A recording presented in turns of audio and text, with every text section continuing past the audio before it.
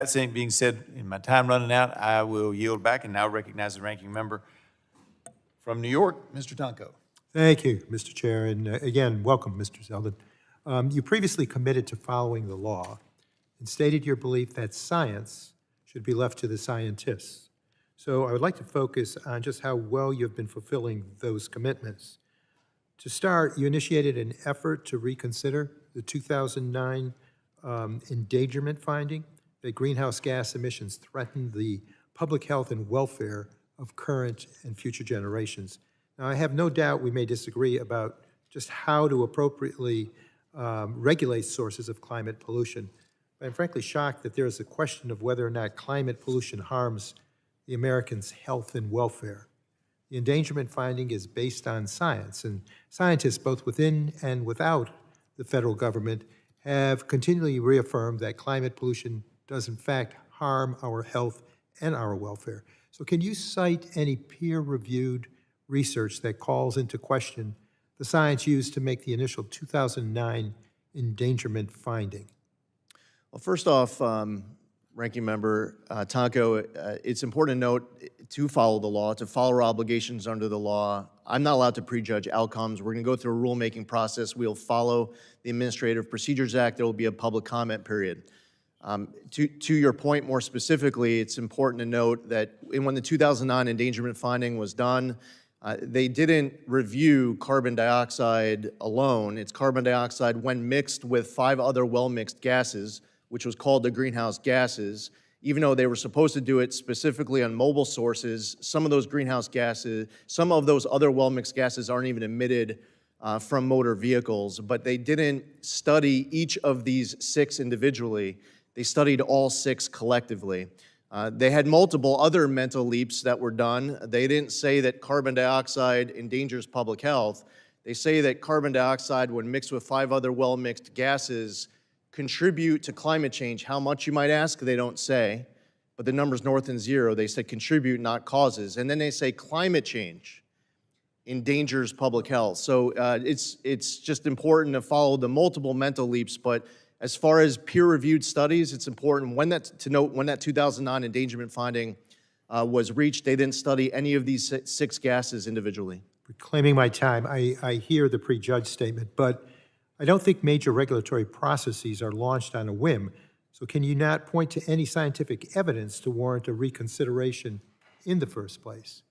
Well, in addition to what I just stated, they also didn't factor in any of obviously, the scientific developments since over the last 16 years. There has not been any public comment period over the course of the last 16 years. They haven't factored in innovation.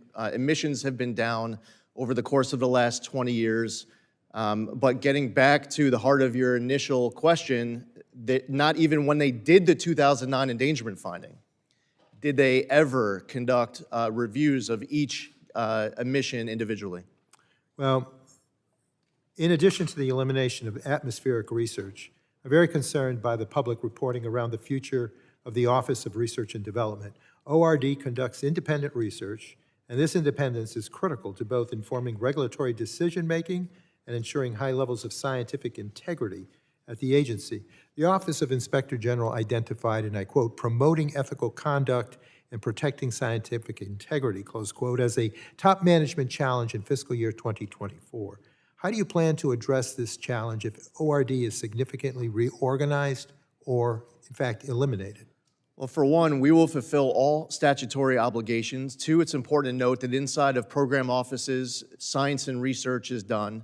Additionally, as part of the reorg that was announced a couple weeks back, science and research are being elevated inside of all different program offices. There's a new office inside of the Office of Air and Radiation focusing on state air partnerships, advancing cooperative federalism, and working on state implementation plans. There's a new Office of Applied Sciences and Environmental Solutions. The scientific work that we do in fulfilling our statutory obligations is important. Okay, let me reclaim my time here. Has EPA evaluated how closing or significantly reducing ORD would affect its ability to fulfill statutory obligations while ensuring scientific integrity across the agency? Absolutely. And will you share that evaluation with members of the subcommittee? Sure, we could talk about it here today. Okay. Well, my time has expired, so I will yield back, but thank you for your response. Senator Ricketts. Thank you, Chairman Capito, for having this second round of questions. I appreciate it.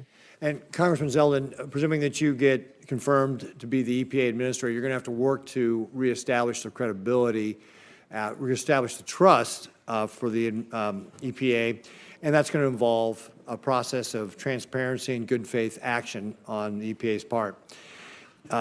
Part of what I expect you to bring back is accountability. President Biden's EPA had a $41.5 billion with a B, program to carry out EV mandates and environmental justice.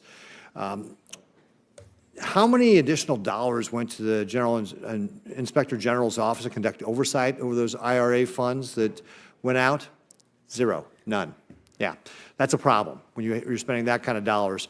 Can we have your commitment that you will look into this to make sure those dollars were spent appropriately, that the process was followed properly for all those dollars, and to make sure that any dollars that were not spent appropriately, in fact, Senator Capito and I actually had a press conference on how some of these dollars were being distributed, but if they weren't being distributed, you'll work to claw back those taxpayer dollars? Yes, Senator. Great, thank you. We talked a little bit earlier also about the EV mandate. Part of what this IRA dollars we're supposed to be pushing is this EV mandate. Of the 147 communities in my state that are classified as cities, 99 of them don't have a single EV charger. If you're living in communities like Bloomfield, Alliance, Valentine, you're 45 minutes from the nearest charging station. And in my state, EV adoption is like 2%, when nationally it's about 7%. And of course, the current mandate that the EPA is pursuing with their emission standards was to have 2/3 of all new vehicles being sold as EVs in the year 2032. That's just clearly not realistic. And again, as we discussed, we should allow American innovation to be able to help us reduce the impact on the environment, not have the administration pick one solution that they want to push. Do you commit to rolling back these out-of-touch mandates that are costly to Americans and dangerous to our energy grid, increase our reliance on our adversaries like the People's Republic of China? Senator, it is my obligation, if confirmed, to be following my obligations under the law. And with regards to the Administrative Procedures Act, rules, laws set out that guide the way I answer that question. I'm not allowed to prejudge outcomes going into rulemaking. To ensure that there is durability of any decision to be made at the end of the process, where my answer to that question could potentially be used against any type of a rule regulation that is made. I will tell you that I have heard concerns from you and many others in this chamber of how important it is to look at rules that are currently on the books. I don't sit before you with any type of announcement I'm able to make of any rules that are going to change upon confirmation. I will tell you that I will not prejudge outcomes. However, it is my commitment to follow my obligations under the laws set by Congress, to look at laws, decisions that have been made by the United States Supreme Court, and to make sure that we are pursuing common sense, pragmatic solutions that make sense to you, that you can defend when going back to the constituents that you fight so hard for from your home state. So I look forward to the opportunity of being able to make you proud, being able to make this entire committee, the chairman, proud in hitting the ground running to do my part so that the EPA is being accountable to you as a senator and is accountable to your constituents as taxpayers and as Americans. Right. Well, thank you, Congressman Zeldin. One of the things we also talked about was certainty. We talked about it in the context of the RVOs. But there's another area of certainty that we've talked about, and we need to continue to talk about. The Supreme Court's Sackett versus the EPA decision was a clear directive to narrow the scope of the federal jurisdiction on the Clean Waters Act. And here's just one of the things that just drives me nuts, because this has not just been a Biden administration. This happened under the Obama administration. The Clean Water Act over 50 times says navigable waters. Navigable waters means you can put a boat on it and go someplace. That's the Merriam-Webster definition in really broad terms. Clearly out of scope of what the Congress's intent was. And the decision in SAC was intended to provide clarity to producers. President Biden's WOTUS revisions have only confused it by talking about things like relatively permanent waters or unclear determinations on which waters are actually jurisdictional under law. Farmers and ranchers in Nebraska deserve better than an EPA taking years to decide the best way to regulate a ditch that might someday hold water. Do you plan on providing clear and durable waters of the U.S. guidance to producers as an administrator? Senator, I believe that it's incredibly important for the EPA to provide clear and durable guidance as it relates to waters of the U.S. The Sackett decision is easy to understand for any of those property owners in your state, yet still they have questions as it relates to the rules and regulations that are on the books. It should be as clear as possible so that your people can understand without having to go hire an attorney or someone else to assist them with compliance and definitions. Great. Well, again, I would just remind you that the Clean Water Act says navigable waters. It's a pretty plain English definition. Congress's intent could not have been more clear. And so just remind you as you're going through that process to keep that in mind. Thank you very much, Congressman Zeldin. I will now turn to Ranking Member Whitehouse for his statement. Thank you, Madam Chair, and welcome, Secretary Duffy. It's good to have you here. A strong bipartisan commitment to infrastructure got us the historic Infrastructure Investment and Jobs Act. Last week, I attended the unveiling of the American Society of Civil Engineers 2025 Infrastructure Report Card. We are not A students yet, but the report card shows progress, thanks to both the bipartisan infrastructure law and the Inflation Reduction Act, which are delivering real results across the country. At the start of the Biden administration, our infrastructure was crumbling from decades of neglect. 46,000 bridges were in poor condition.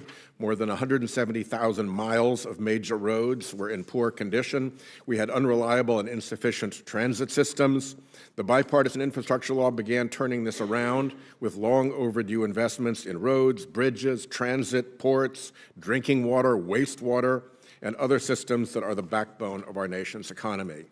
We see this progress in Rhode Island's bridges. We've gone from 27% structurally deficient in 2016 to 12% in 2025. Like I said, not A students, but progress. And the bipartisan infrastructure law brought nearly 100 projects closer to completion in Rhode Island alone. As we think about the future of transportation and other infrastructure projects, it's incumbent on us to address a big obstacle: unreasonable delays. China builds high-speed rail, airports, and ports at warp speed while we tread water. Even France, long lampooned for embodying bureaucracy, builds subway and rail projects faster and at less cost than we do. Delays take many forms. There's permitting, and I'm thrilled to work with Chairman Capito on permitting reform. There's bureaucracy, and as I've mentioned many times before, we have to manage this interagency process monster better. To be clear, I and many of my colleagues rode the Biden administration hard about delays of infrastructure and other projects. This is actually very often a legislative versus executive separation of powers issue in which the executive branch hides behind interagency process, all sorts of delay, irresponsibility, non-accountability, and bad execution. We should take our oversight responsibility seriously no matter who is in the White House. The most recent spate of delays affecting infrastructure projects is the Trump freeze of infra, mega, bridge investment, and protect funding. Thousands of projects are backed up so they can be screened for DEI or other mega heresies by rattled and shrunken agencies. I want to start by thanking Chair Capito and her staff for helping unstick previously awarded funding for Rhode Island's essential Washington Bridge. Madam Chair, thank you. Secretary Duffy, I also want to thank you for your team's work delivering the funding for a number of discretionary grants in the past week, including those Washington Bridge funds. It's a crucial project, as you know, not just for Rhode Island, but for the region. It's where you turn to head out towards the Cape. It's a key hub. I hope that we can rapidly deliver previously awarded funding for the array of I-95 bridges that need the work and for the Mount Hope Bridge, which I want to show, because setting aside how important it is as a piece of transit infrastructure, it's also gorgeous. I mean, it's one of the most beautiful bridges in the country. It's 100 years old. We can extend its life. We need to get this done. As I said in our call, Secretary, and as the chair knows, I'm eager to work on bipartisan permitting reform, and the scoping conversation with our colleagues at the Energy Committee has already begun. I'm eager to do a robust bipartisan water resources bill and a robust bipartisan highway reauthorization. These three bills could be big, and they could be transformational. But I can't do any of that while the Trump administration blockades authorized and appropriated funds for approved projects, particularly if it blockades selectively. And I can't do that if the Trump administration violates its duty to see that bipartisan laws we pass are executed faithfully, not with favoritism. So, Mr. Secretary, the door is open in this committee to big bipartisan things for our infrastructure, and I encourage you to walk through that open door. If I may just revert to one other topic for a moment, I addressed last week the mischief and the nonsense that has surrounded the Green Infrastructure Fund. And we've seen Senator Sullivan's a former Attorney General, I'm a former Attorney General, I'm a former U.S. Attorney. When you're firing career staff who disagree with you, when you're proceeding with only political signatures without any career staff who will sign, when you're getting shot down in one court and told there's no evidence for what you're saying in another court, and you're still sending FBI agents around to harass employees, and particularly when you're making derogatory accusations of fraud and criminality, which Administrator Zeldin has done, first, it's a violation of DOJ process. Second, as a matter of law, it's defamatory per se, and it appears from the rejection by the career staff, the rejection by the magistrate judge, and the finding of no evidence by the federal judge that this was a knowingly defamatory set of statements made by the EPA administrator and that acting U.S. attorney. We're going to continue to drill down into that piece of misconduct, and I will simply ask for the moment that the article today, EPA hunt for shady deals and gold bars comes up empty, be made a matter of record for this, Without in this objection. hearing. Thank you very much for that. Thank you. Thank you. Senator Sanders. Thank you. Congratulations on your new title here. Mr. Zeldin, thanks so much for coming in the office the other day. I enjoyed our chat. Mr. Zeldin, 2024, as you know, was the hottest year in recorded history. The past 10 years have been the hottest 10 years on record. We have seen in recent years unprecedented firefires in the West Coast and in Canada, and we're seeing the horrific situation in LA right now. We have seen unprecedented flooding in China, displaced millions of people there, unprecedented drought in Brazil, Africa, and elsewhere. And in Southern Africa, people are dying because of the drought and their inability to grow crops. Billions of people have been sweltering in Europe and elsewhere in unprecedented heat waves. In the midst of all of that, President-elect Trump has said that climate change is a hoax. You will be, if confirmed, one of the leading spokespeople in this country, representing us throughout the entire world. Do you agree with President-elect Trump that climate change is a hoax? Well, first off, Senator, it was great to meet with you as well. I believe that climate change is real, as I told you. As far as President Trump goes, the context that I've heard him speak about it was with a criticism of policies that have been acted because of climate change, and I think that he's concerned about the economic costs of some policies where there's a debate and a difference of opinion between parties. I would respectfully disagree with you. I think he has called it a hoax time and time and time again. And I would just say for the record that, and let me ask you this question, all right? Some of us have used the word existential threat. What we're seeing in LA right now is apocalyptic, and the other terrible weather disturbances, whether in the Midwest of this country, whether in many states that are represented right here. Unprecedented floods in my small state of Vermont. We've been hit over and over again in recent years. Our state capital, Montpelier, was underwater recently in a way that we have not seen. Would you describe climate change as an existential threat, meaning that there must be an urgency to get our act together, to address it. Senator, we must, with urgency, be addressing these issues. And today, as we talk about any way at all that the EPA can do its part to make sure that our air and water are cleaner, healthier, Staying and on the safer. one, look, EPA has enormous responsibilities over an enormous number of areas. I'm focusing on picking up what Senator Whitehouse said. I worry very much. Do you have kids? Yes, Senator. Okay. I worry. Many of us have kids. We have grandchildren. This is serious stuff. This is beyond politics, my friends. This is the future of humanity. And if we do not get our act together, and that is not just the United States of America, this requires international cooperation. So let me ask you another difficult question. If tomorrow, magically, the United States Congress did all of the right things, that would not be enough. Climate change is a global crisis. It requires the cooperation of China, Russia, Europe, Latin America, et cetera.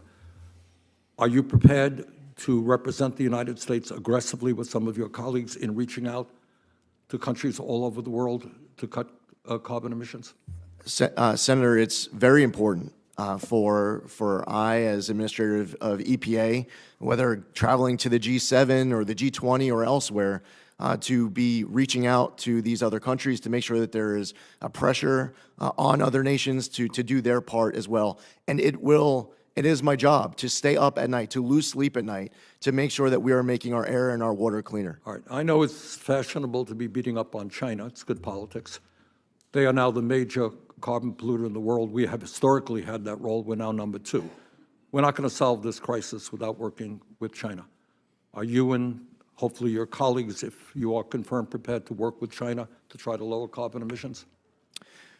Senator, on many different issues, it is important not just to be working with nations that we are the strongest aligned with, but to also be in communication and engaged in dialogue with countries that might be considered competitors and also our greatest adversaries. And right now, China is an adversary in many respects. Okay. As part of the IRA, had a provision in there for, I believe, $7 billion to lower electric bills for working-class people all over this country by helping them install solar panels on their roof. We did it, my wife and I did it in our house. Our electric bill went down by 80%. Problem is many working-class, lower-income people can't afford the initial cost to install the solar panels. That's what this bill does. Can I have your word right now that you will work with me to make sure that Solar for All program is rapidly and effectively implemented all over the country? Senator, it is my obligation on this and every other law enacted by Congress that I will follow my obligations under the law. And when it comes to spending money, it is important that I have the ability to sit before you and account for every dollar that's being spent by the EPA. So I know that this is an important priority of you, and solar power. Sorry. That's okay. Almost saved by the bell. That was the fossil fuel industry. I look forward to working with you on the Senator. Thank you, Madam Chair. Thank you very much. Thank you.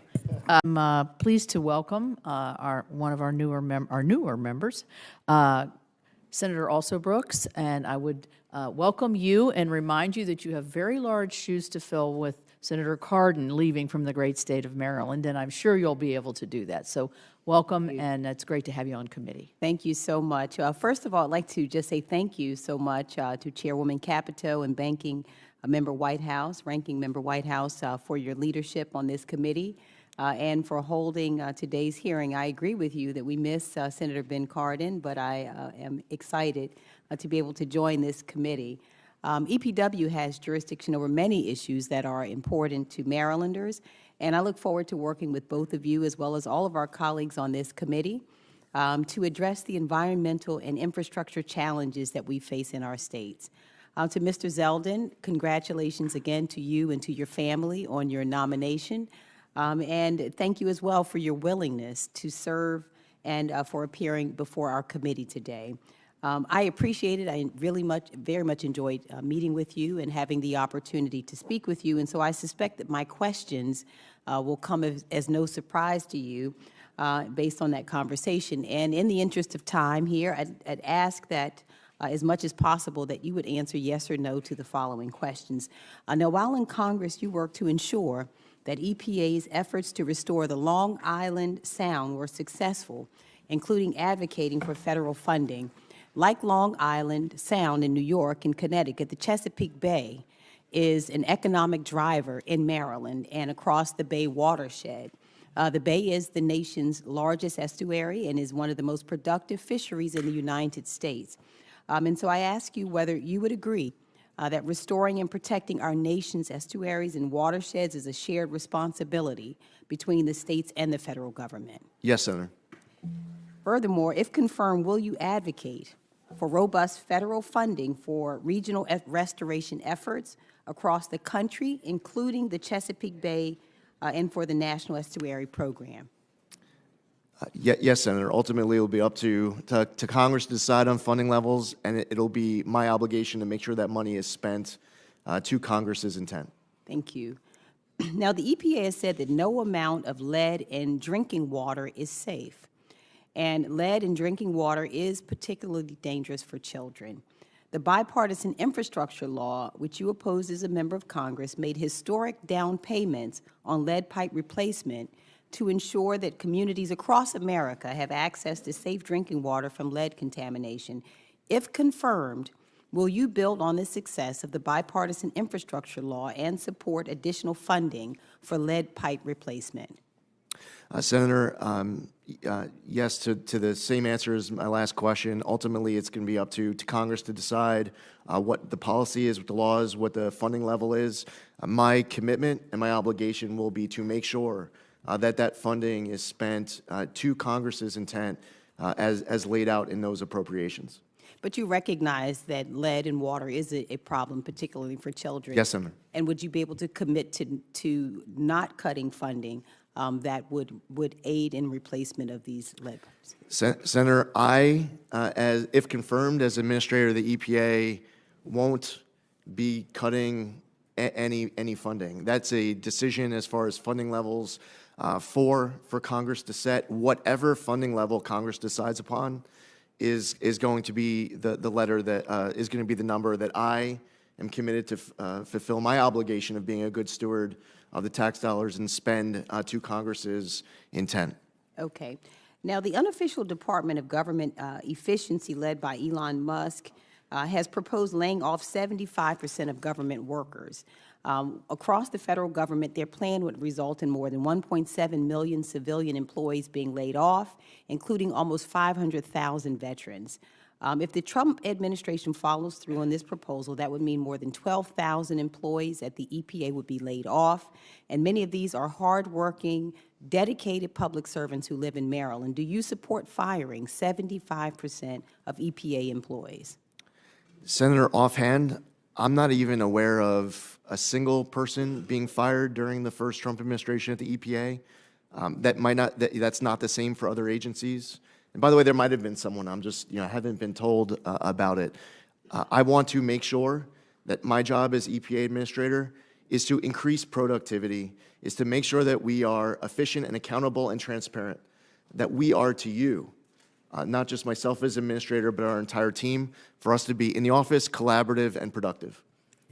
All right. In a similar vein, I'd ask you about another issue, and that is moving EPA headquarters outside of Washington, D.C., and wonder whether or not you agree with that effort and the effort of moving them out of Washington, D.C., or whether you would oppose it. Senator, no one has expressed to me in any setting since I was announced as nominee or before that of any plans with regards to moving the EPA headquarters out of D.C. I have not been involved in any conversation. I'm not aware of any conversation. That's the time I have. Thank you so much. Senator Markey. Thank you, Madam Chair, again, and congratulations on your new position. And respectfully to my friend from Nebraska, there is no EV mandate. doesn't exist. There is no EV mandate.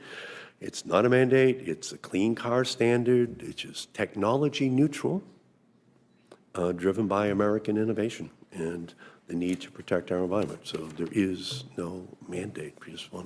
I have to keep repeating that every time. So again, Congressman, Project 2025 proposes to eliminate the Office of Enforcement and Compliance Assurance at the EPA. Do you agree with that proposal? Senator, first off, I've never read any word of Project No, 2025. I'm not going to ask if you read it, but do you agree with the proposal to eliminate the Office of Enforcement and Compliance Assurance at the EPA? While that is something that I had never thought of before you're asking that question, no. It's an important function of the EPA, and we've had good extended conversations here about that topic during today's hearing, Senator. Okay, so again, that just prompted the question, and the answer is a very good answer. Thank you.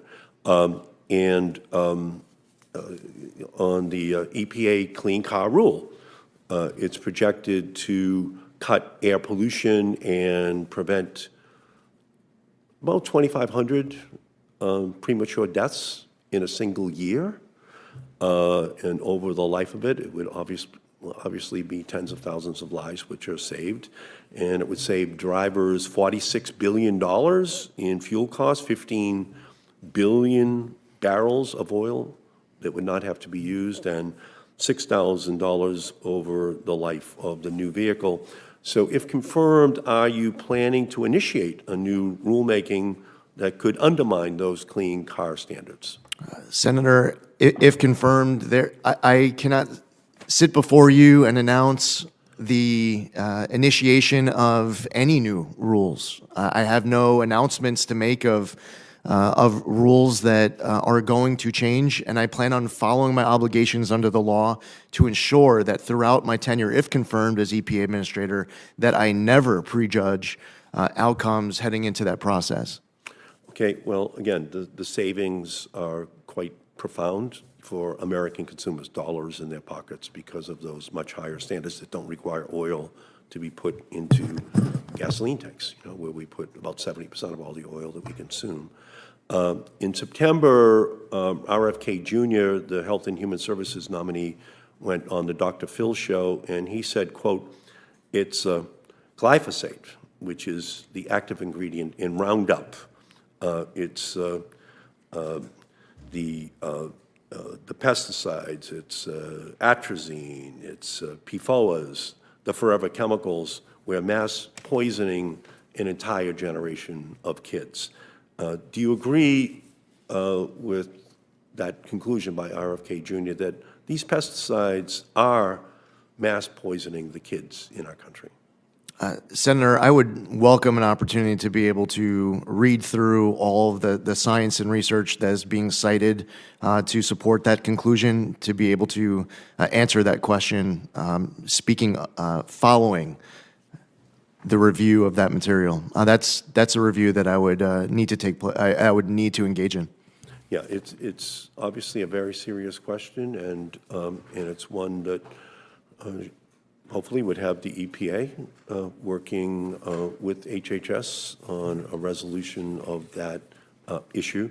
And in the 2.5 years since its passage, the Inflation Reduction Act has spurred the creation of 400,000 jobs and $420 billion in investment.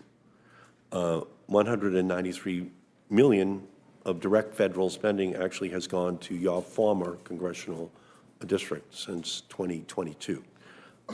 So regardless of your stance on the bill back then, it did become law, and more than $68 billion has already been appropriated by the EPA from the IRA and the bipartisan infrastructure law. So are you going to ensure that EPA's ongoing implementation of grants, which have already been fairly awarded under existing laws like the IRA and the bipartisan infrastructure law, that they're not impeded or held up for political reasons? Senator, my commitment is to follow the law as it relates to so much of what's getting discussed during this hearing. That is the obligation that motivates me. I have to be prepared to sit before this committee and be able to answer questions as far as it relates to funds that have gone out the door, not just currently, but also in the future. It's important for me to get my hands, my head all wrapped around everything that's been going out the door. Senator, I was concerned when there was a video a few weeks ago of a political appointee at the EPA who was talking about how they were tossing gold bars off the Titanic to distribute billions of dollars before Inauguration Day on Monday. I don't know at all what grants were being referenced with that repeated comment. It was also referenced in that answer to you and to answer to every member of this.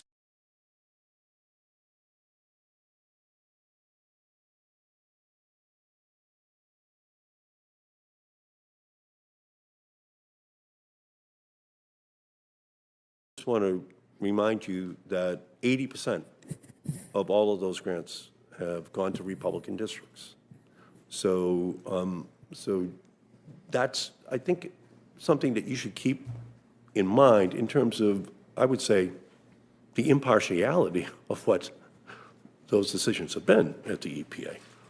That's not just some ideological set of decisions if 80% of the money is going to red states. So I guess all I would say is I heard what you're saying, but I just hope you would resist the temptation to hold a witch hunt and to, break out the torches and the pitchforks to go after all these programs, because I think they must have been pretty fairly, given out if a blue presidency at the EPA, led to 80% of the money going to red districts. So is that I just want a presumption of innocence from you in terms of the decisions that were made on Right. these. Yes, Senator. I just want to be able to account to you. I appreciate that, but I just need your Yes, Senator. your assurance that you do assume that most of this was done fairly. Senator, I would only can assume. I can only assume as I sit here. Yeah. That upon review, that there will be. I will find out about all sorts of funding that went out the door that was following the law as written by Congress. All I'm saying is that I want to have the ability to sit before Chairman Capito, who's been very vocal on this issue, and be able to answer her question on a specific grant that she's spoken out about, or grants that committee members may speak about in the future. I just want to be in a position to account to all of you as far as the dollars being spent by EPA. I can only assume that there will be funding that will be, from that review, that will be in accordance with the law. So Mr. Zeldin. Hello again. Hello again. Hope you'll answer my questions. I'd appreciate it. The first is, on February 17th, the FBI told Citibank to freeze the GGRF funds. Did you have anything to do with that? No. Were you aware of that I was made aware of that. shortly after? I think I got my update on that after Citibank instituted the freeze. Okay. Do you know who the FBI was reporting to when it took that action? All of the stuff that you went through a lot earlier that I mean, we're not, as you know, at the Judiciary Committee hearing. There are questions that I just don't have the answers Yeah, that's for fine. as far as a different Just say you agency. don't know, that's fine. Were you aware that on February 18th, the criminal chief of the DC U.S. Attorney's Office resigned over this effort to get this freeze? I learned about that reading about it in the newspaper. Okay, so shortly after February 18th, when that became news. Whenever it broke in the news. Did you find out at some point that Mr. Martin had failed to get his order from the magistrate judge? What would, ask the question again? Did I learn what? U.S. Attorney Martin Right, I understand. went to the magistrate judge seeking an order that would allow for the freeze of the Citibank-held assets? I was aware of that Okay. after the fact. Do you know when the order was denied? I don't have that date. Okay. The reason I'm asking this is because on February 23rd, 2025, you said about the GGRF that the entire scheme, in my opinion, is criminal, which is a pretty strong word to use. And I'm trying to figure out what you knew when you said it was criminal. So you knew by then, at least, that the criminal chief had resigned over this issue. It's not clear whether you knew at that time that Martin's order had been rejected by the magistrate judge. Could you find that out for me? What was the timing of when you knew that Martin's order had been rejected by the judge in comparison to your statement that this was criminal? Yeah, and would you like me to tell you everything that I knew when I made that statement? Sure. Okay. So the first thing was a Particularly- Biden particularly- EPA official. Well, not right now. We can do this in a QRF, because I'd like to get through some other questions. Later on March 6th, you also said that this was either a kickback, a theft, or graft, or all of the above on Fox News. And if you could also put into the timeline of what you knew and when you knew it, that March 6th statement. I would be grateful to that, about that. Now, somewhere between March 9th and 10th, there was a series of emails between EPA and DOJ in which the top career EPA attorney, a gentleman named Jim Payne, warned that there were significant legal vulnerabilities with the Citibank freeze. Do you know what those significant legal vulnerabilities were that he was referring to?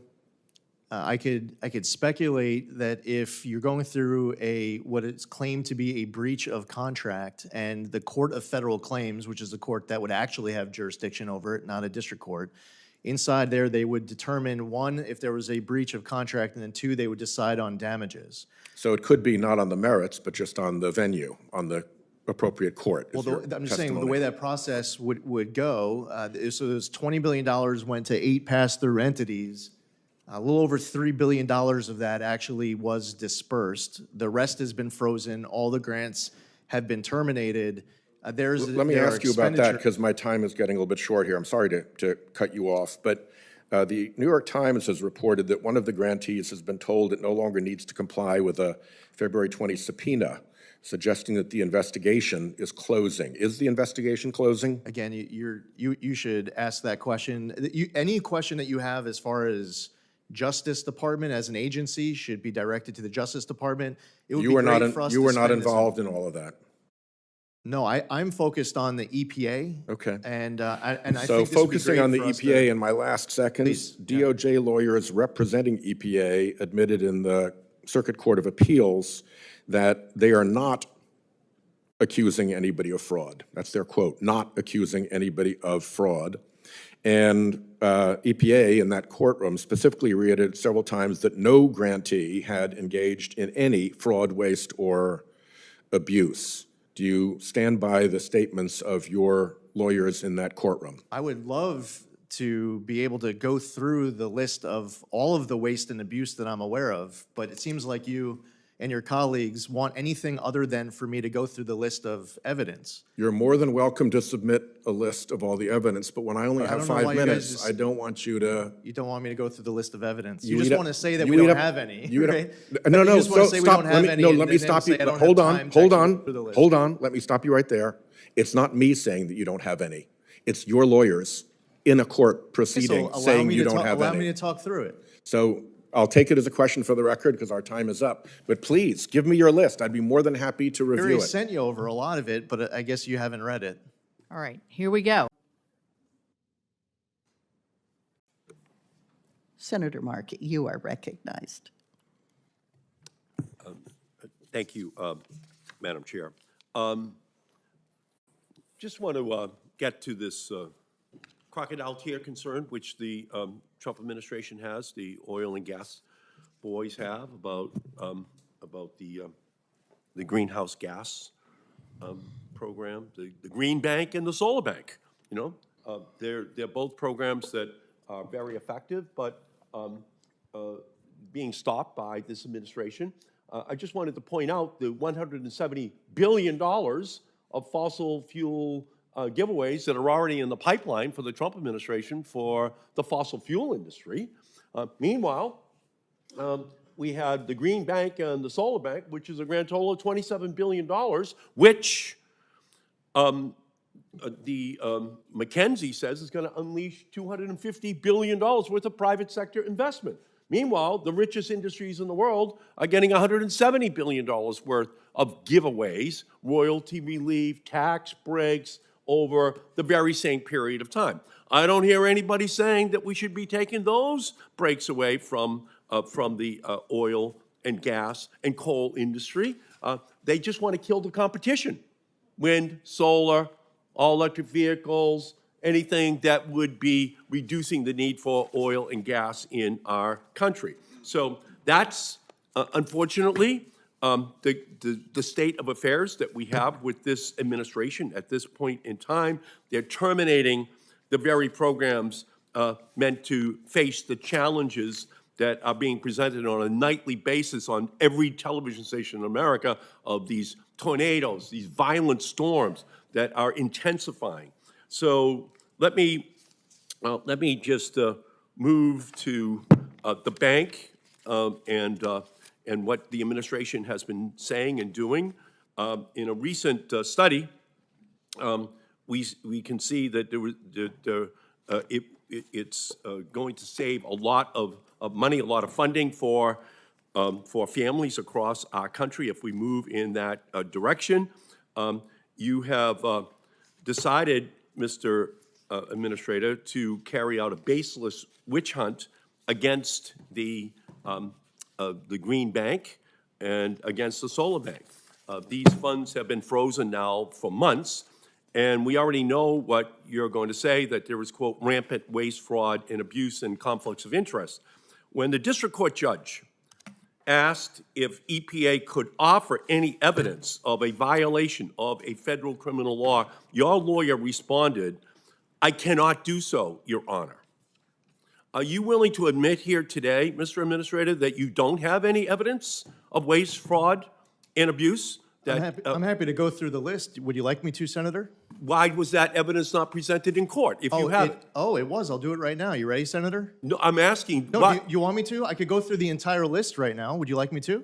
Why was it not presented? You want it? I'm going to do it. I'll start. Let's see how far down the list you'll let me go before you cut me off. It was asked yesterday. It was asked. Cut me off before the first example of evidence. It was asked in court yesterday.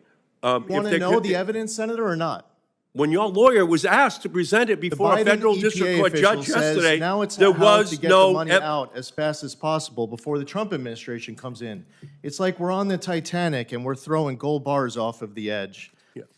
I'll give you another example. I'm going to give you an example. Appalachian Community Capital plan to use $215 million. I'm going to reclaim my time, Madam Chair. I can't go through the evidence. I'm going to reclaim my time. Madam Chair, please bring this hearing to order. Not a court. Okay. Yeah. You've said that you want to declare there's no evidence, but you don't want me to go through the list of You've evidence. said that there are grants that are unqualified recipients. You've said the EPA hunt for shady deals and gold bars. And yesterday in federal district court, your lawyer, defending a lawsuit by groups that want access to their own funds, which this Congress appropriated, said repeatedly that the EPA was not claiming there has been any violation by any of these groups. That's your lawyer yesterday in court. I'm standing right in front of you. You have the EPA administrator right here offering to go through a list of evidence, and you're saying you don't want me to go through it. Your lawyer was in court yesterday, and your lawyer said, nonprofit coalition. Here's what your lawyer said to a judge yesterday. That was selected to receive $2 billion. Your lawyer yesterday, Mr. Roth, said, I am not accusing anyone of fraud. You can filibuster this, Mr. Zeldin, but you can't run from the truth. Your lawyer yesterday said in court, I am not accusing anyone of fraud. The gentleman's time has expired. You keep using this inflammatory language without any evidence being presented in court in order to defend these public accusations Wasted you your make. entire 5 but minutes before without a court allowing of me law to where there answer would to be go through the strict Gentleman's entire penalties. time has expired. The chair recognizes Mr. I'll turn it over to the ranking member. Thanks. Before I get to my questions, if you'd be kind enough to entertain a unanimous consent request to put Yes. certain documents into the record.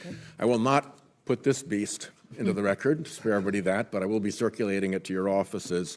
I would like to put into the record the cover article from the Economist magazine from this April, warning of the next housing disaster from that climate risk to insurance to Without objection. mortgages, property values cascade.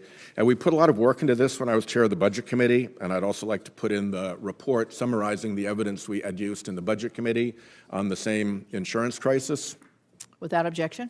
I have also a letter here from CREW, Citizens for Responsibility and Ethics in Washington, regarding the Zeldin nomination. Without objection. And finally, I have a letter dated January 15, 2025, submitted by the Climate Action Campaign and signed by over 70 environmental organizations concerning the nomination. Without objection. Great. Thank So you very ordered, much, yes. Chairman. Mr. Zeldin, welcome. As we discussed when we met, I said I was going to ask you some really basic, no-tricks questions about climate change. So let me just start with those. First, as a matter of law, is carbon dioxide a pollutant? Thank you, Senator, and I enjoyed our meeting with your team as well, and I look forward to working with all of you. As far as carbon dioxide emitted from you during that question, I would say no. As far as carbon dioxide that is emitted in larger masses that we hear concern about from scientists as well as from Congress, that's something that certainly needs to be focused on for the EPA. And as a matter of law, it is a designated pollutant, correct?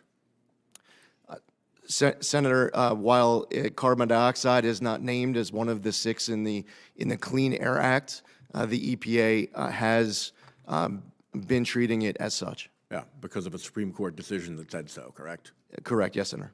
What effect, briefly and in layman terms, I know you're not a scientific expert, what effect are carbon dioxide emissions from fossil fuel combustion having in the atmosphere? Senator, while I am someone who believes strongly that we should work with the scientists, leaving the science to the scientists, the policy to the policymakers, and that we all work together. I don't sit before you as a scientist. Fortunately, at EPA, we do have many talented scientists who provide that research. They have that talent to be able to tell us exactly what the metrics are of their research. Just generally and in layman's terms, what effects do these carbon dioxide emissions have when they enter the atmosphere? Trapping heat, Senator. And what effect, again, briefly and in layman's terms, does methane leakage from fossil fuel production and transport have in the atmosphere? Same. Heat trapping also.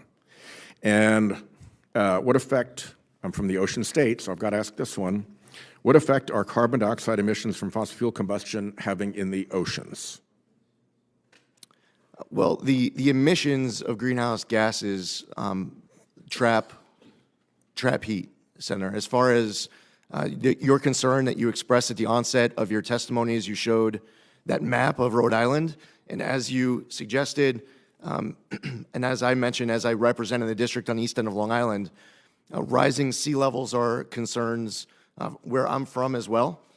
And it's one of the reasons why the federal government, through the Army Corps, had to invest in a Army Corps of Engineer project with the revetment of Montauk Lighthouse, with fear that if we did not do that, that Montauk Lighthouse, and due to erosion, would be collapsing into the ocean. Is it correct that the trapped heat from carbon dioxide emissions and methane in the atmosphere is heating up the oceans? In fact, 90% of the heat goes into the oceans, and that is what is producing the sea level rise you just discussed. That is what the scientists tell me, Senator. Yep. And are the oceans also absorbing about 30% of the carbon dioxide itself, and therefore chemically turning more acid in measurable and clear ways? Senator, as far as any specific numbers, I have to defer to the research of the scientists. But generally that is happening. Yes, There sir. is a link between the fossil fuel emissions and the acidification of the oceans. Yes, Senator, I do understand that there's litigation here that, to a certain extent, I'm not going to be able to comment on as EPA Administrator, but to the general question, yes, Senator. Yeah. Have we hit the 1.5 degree risk threshold, and why is that important?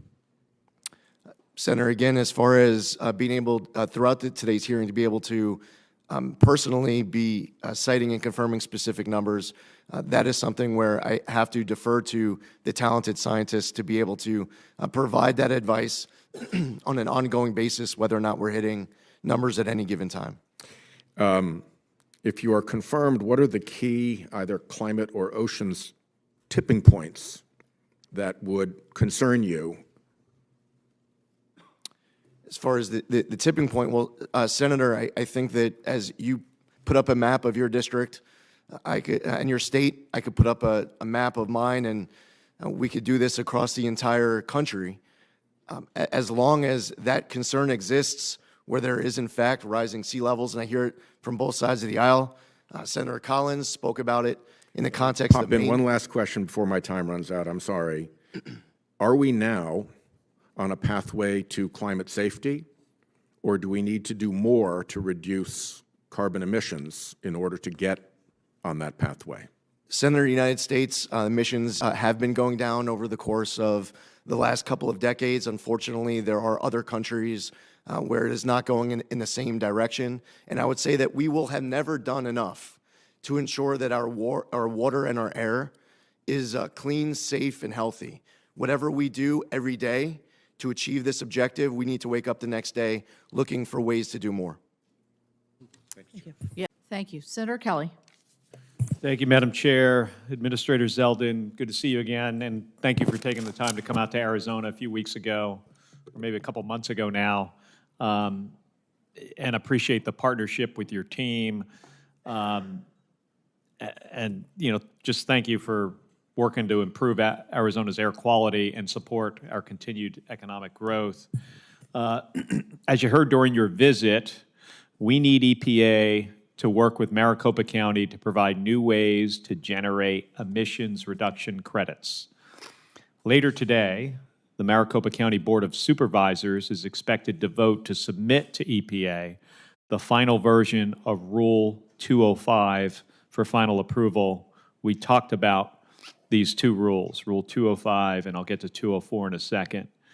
And while I know that you can't prejudge a regulatory decision, will you commit to having Region 9 process this application as quickly as possible? Yes, Senator. Thank you. And we've heard that it could take as long as 6 months for the regional office to conduct this review. You think there's any way to do this faster than 6 months? We will do it as fast as we possibly can. And the second rule, Rule 204, should be completed and submitted for final approval by the county sometime this summer. And once Rule 205 is completed, could I get a commitment to quickly work on Rule 204 as well? Absolutely, Senator. Okay, thank you. Now, another item we discussed during your visit was the need to understand the root cause of the ozone pollution that forms in the Phoenix area. As we discussed, we've got emissions have gone down and ozone has gone up. So, and specifically, nitrogen oxides and the volatile organic compounds, well, you know, ozone rising with the other, you know, the increasing VOCs and NOx. So that means that we need scientific tools and models to help us understand what's going on here. We haven't figured it out, and we need help with this. And we've developed a partnership between the state, between Maricopa County, ASU, University of Arizona, and EPA called a Ground Level Ozone Research Project. But the EPA researchers who support this work are within EPA's Office of Research and Development. ORD is a congressionally mandated entity established to operate independently and without political bias. To maintain its objectivity, it remains separate from the agency's regional offices and other components. The President's budget proposes a 56% cut to ORD. from what we configure, that will likely slash 75% of its staff. Remaining employees would reportedly be reassigned to offices they were meant to stay independent from, exposing its scientists to undue political and institutional pressure. So, Mr. Zeldin, I can only imagine that ORD facilitates dozens of similar partnerships like ours.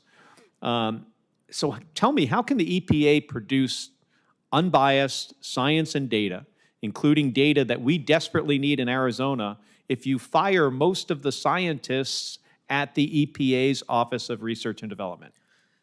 Senator, the reorg that was announced a couple of weeks ago increases the science and research effort inside of numerous program offices at EPA. I want the scientists to be able to do the science and there not be any change from what the natural conclusions are of their good work. We have So does that mean that ORD is not going to lose any scientists? Well, Senator, the reorganization it creates, we have scientists inside of the Office of Research and Development applying for all sorts of positions inside of the agency. We're creating a new Office of State Air Partnerships, but inside of the Office of Air and Radiation, as a product of having communications with states to advance cooperative federalism. We inherited a big backlog on state implementation plans, and to help a state like Arizona to be able to come into compliance. So scientists who might be in the Office of Research and Development might be in the State Office of Air Partnerships, in the Office of Air and Radiation. I want them to be doing amazing work that you and your constituents are entirely proud of. And we're also creating an Office of Applied Science and Environmental Solutions, which will include a lot of scientists who are currently inside the Office of Research and Development. Do you have concern about their independence and their ability to do unbiased science if they're commingled with people that are working on policies? Not at all. I do not want there to be any biased science anywhere inside of this agency, ever. Leaning one way or the other. We just want the scientists to be able to do the science, to get good research, good data, to fulfill all statutory obligations and allow us to do a great responsive job for your constituents. So when you, Senator Kelly, gave us a very long list of to-do items, if confirmed, we've been very proud to be able to work with your office and your constituents to get through that list as quickly as possible. And I appreciate that. And getting rid of the 179B guidance with the international ozone, that was one of the asks. And working to get the permit done on TSMC. You had a long list. Yeah. And I appreciate the fact that you have a long list. And I want you to get us the next list. Okay. I want you to tell us what are 20 things that EPA can do to help Arizona. I want to do all of it. Well, as somebody who's always been driven by science and data, I get concerned when I see 75% cuts in an organization that has a lot of scientists. What you're telling me is these scientists are probably going to some other group within EPA to continue to do this important work. And I look forward to seeing the results, especially on our issue with rising ozone when emissions have actually been going down. Thank you. Yes, Senator. Thank you. Yields back. Now recognize the gentlelady from California, Ms. Barragon, for 5 minutes. Thank you, Mr. Chairman. The Greenhouse Gas Reduction Fund is a transformative program that will leverage private capital to support community-led projects that reduce pollution, create good-paying jobs, and lower energy costs. Several organizations applied and were competitively awarded funding to deploy to these economic development projects just to have their money frozen. You, Mr. Administrator, have made several accusations at awardees of the fund and former employees at EPA. But EPA's attorneys have not presented these accusations in court. A judge in a case brought by an award recipient asked EPA's lawyer from DOJ, and I'm quoting, "Can you proffer to me the evidence of commission of a violation of federal criminal law involving fraud, conflict of interest, bribery, or gratuity violations?" And any one of those things, and the EPA lawyer responded, and I'm quoting, "I cannot, Your Honor." Just last week, the New York Times reported that the Department of Justice's investigation into the program is coming up empty as well, stating that the investigation has, quote, so far failed to find meaningful evidence of criminality by government officials, end quote. Mr. Chairman, I ask unanimous consent to enter a recent New York Times article entitled, "Investigators See No Criminality by EPA Officials in Case on Biden-Era Grants," as well as a transcript from the Climate United versus Citibank court hearing into the record. And is that the full transcript? It is. All right, without objection, so ordered. Okay, so I want to know what actual evidence you have of any fraud or wrongdoing, and I'm talking about actual evidence of fraud or criminality. You know, documents or statements, hard proof, not just theories or hunches or policy disagreements.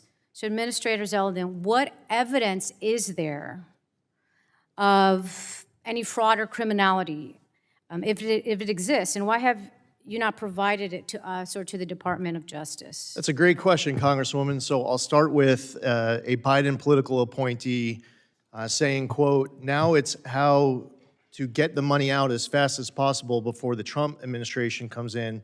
It's like we're on the Titanic and we're throwing gold bars off the edge." Okay, In June Mr. Zeldin, I'm 2024, going a to stop you watchdog for a organization. second. I'm going to stop you for a Congresswoman, do you want me to second. go I'm going through to the reclaim my evidence or not? time. You mentioned gold bars. You want me to You go through mentioned the gold evidence? bars. That structure, one former employee that was secretly recorded and who was not even talking about the greenhouse gas reduction fund is not evidence of fraud or wrongdoing.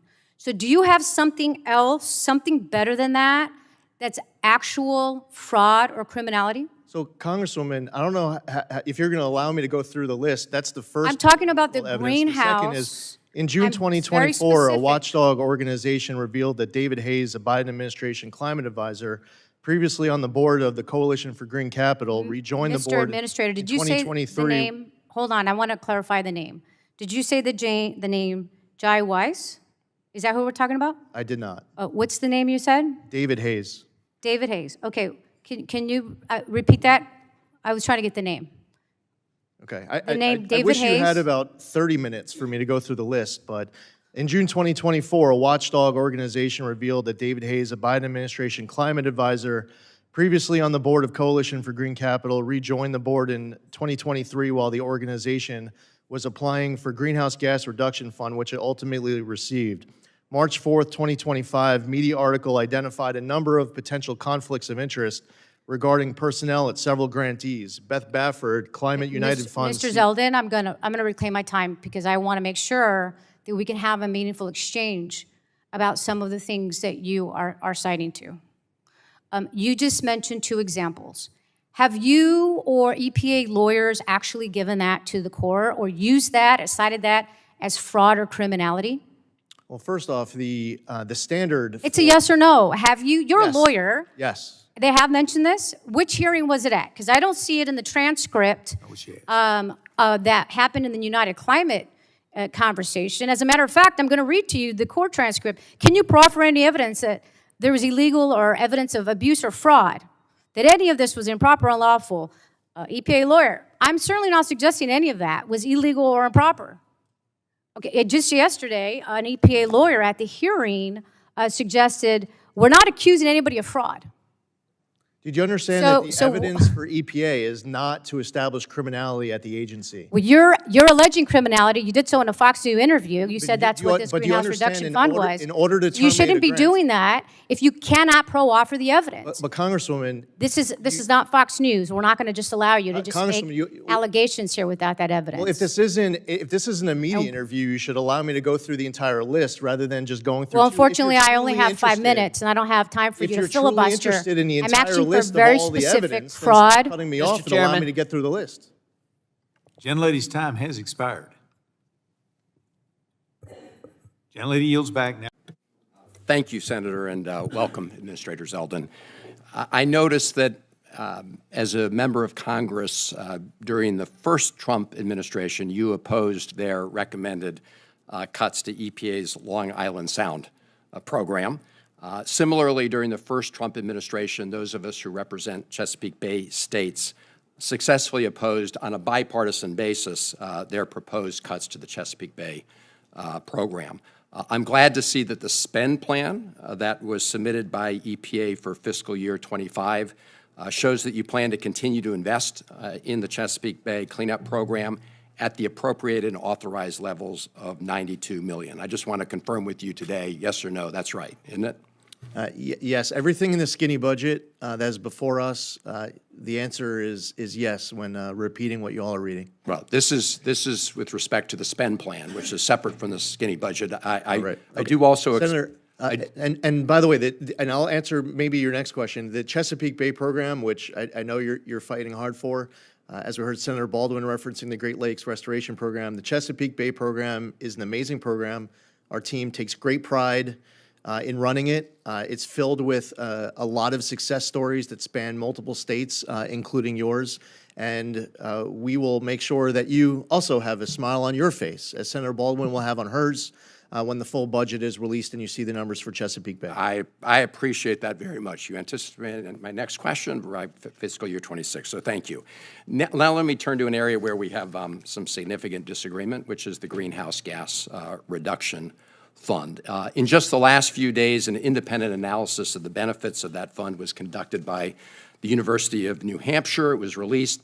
Simple question, have you had a chance to read it? Is that the one that was written by a former Biden administration official? I do not believe so, but we can check. I think so. Here's my question: Have you read it? Was my question. If we're Senator, if you're referring to the what you this is on May 12th. Yeah, if that's the one that I'm thinking of, because I was presented a document, it might have been that which you're looking at. I understand it was referred to as independent. Right. Okay. But my understanding from the person who gave it to me that it was written by a former Well, we'll Biden take a official. look at it, but I hopefully just being a member of an administration doesn't disqualify somebody from a fair analysis. Let me move on, because this analysis shows significant benefits from the deployment of the greenhouse gas reduction fund, including 41,000 new jobs each year compared to current policy, over $20 billion in additional wages by the year 2031, and very importantly, a whopping savings of $52 billion over the next 20 years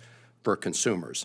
And I hope you will read it and give it a fair look, because you have made some wild, untrue, and reckless statements to justify your illegal freezing of these funds. And, Mr. Administrator, I can say that with confidence because the veracity of your statements has been scrutinized by the federal courts, right? That is where, unlike on media outlets, you actually have to present evidence under penalty of perjury, you and your lawyers on your behalf. So let's look at what Federal District Court Judge Chutkan has said after weighing the evidence and claims that you have made. During a hearing in early April, the judge pressed the lawyers for any evidence to back up your claims of waste, fraud, and abuse, and found that EPA, and I quote, never proffered this adequate evidence, unquote.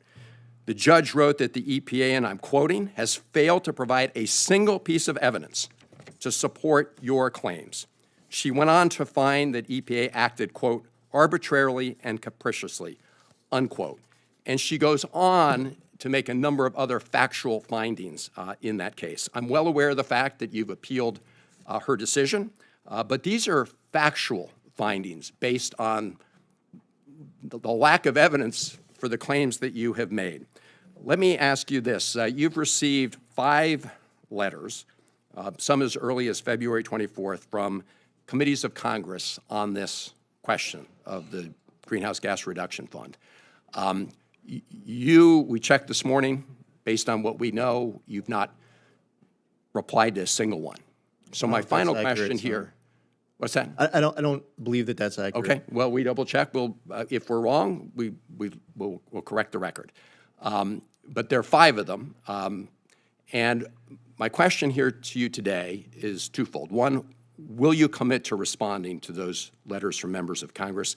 And number 2, will you meet with me to discuss the Greenhouse Gas Reduction Fund, its status, and its future?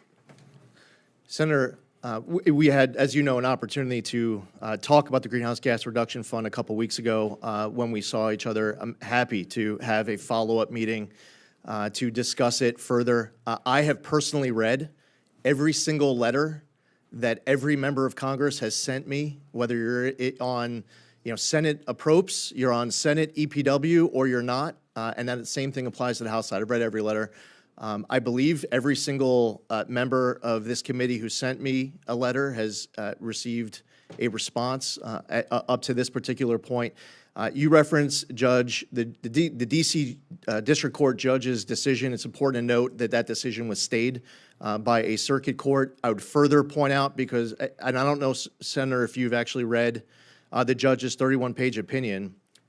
Actually, I have. Mr. Okay, so I've got it right here. Great. And If you wouldn't mind, Senator, So- if you can look, can I just finish the point real quick? Of course, then I. Okay, if you wouldn't mind checking out the footnote on page 29. Yeah. It says that that we have not provided any evidence of reduced oversight after the November election.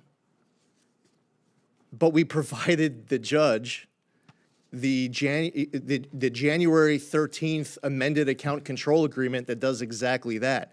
Now, it's a decision that the judge makes to make believe that that document, that wasn't provided to the judge. Now, here's the other thing. Mr. Administrator, no, I'm going to reclaim my time. Now I'm going to intervene because we are in the middle of 2 votes. We still have 3 more members that need to ask their questions, so. I appreciate that. I just want, therefore, Mr. Administrator, I look forward to meeting with you to discuss these things. As you know, in court, that is where people have to testify under penalty of perjury. I don't mean you, your lawyers on your behalf. And these are the findings I read from the judge. Thank you, Madam Chair. I look forward to continuing the conversation and getting responses to those letters. I wasn't citing them from this committee members. There are 5 other members on other committees, including EPW, who at least have told us they haven't gotten responses. So we'll follow up on that. And we will have an opportunity Thank for you. second round. Okay. Senator, to the ranking member of the full committee, Senator Murray. Thank you very much, Chair Murkowski, Ranking Member Merkley. I look forward to working with both of you this year. Administrator Zeldin, you helm an agency that was created by a Republican president that is responsible for making sure that Americans can drink clean water and breathe clean air and lead healthy lives. It seems to me the Trump administration's entire vision for your agency amounts to burn it down. Now, burning down the EPA might be a great way to generate smog, but it is a terrible way to protect families' health. Look at the $25 billion in federal funding you have been illegally freezing and canceling in my state and across the country. We are talking about investments in things like heat pumps to reduce energy costs and pollution, wildfire preparedness to prevent smoke exposure, or infrastructure upgrades to protect drinking water from floods and earthquakes. Blocking this funding is hurting communities everywhere. It has prompted lawsuits as well as investigations by the Government Accountability Office. And I have to say to you, it is unacceptable to hear from GOA that your agency has not been cooperating with those requests from them. And now, the President's request would slash funding for your agency by over 50%, taking it back to levels last seen 50 years ago, by the way. And I should note, protecting the health and well-being of the American public does not happen on its own. The EPA is powered by skilled and dedicated public servants, a group you have worked to demonize for months on end.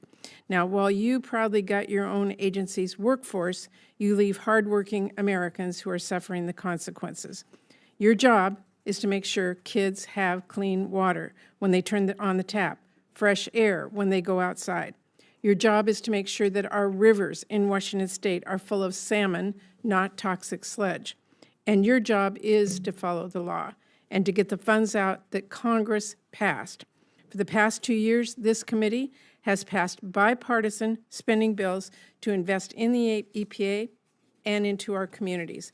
And despite the draconian budget that you have put forward, I'm going to be pushing to work with this committee on a bipartisan agreement once again that safeguards our health and our environment. Now, Administrator Zeldin, at the same time you propose cutting the EPA's budget by 54% and slashing staff by over 20% and gutting many of EPA's core programs, you insist that despite these cuts, the EPA can carry out the congressional directives of the bill we passed with bipartisan support through this committee without compromising the EPA's responsibilities. There is no way that can be true.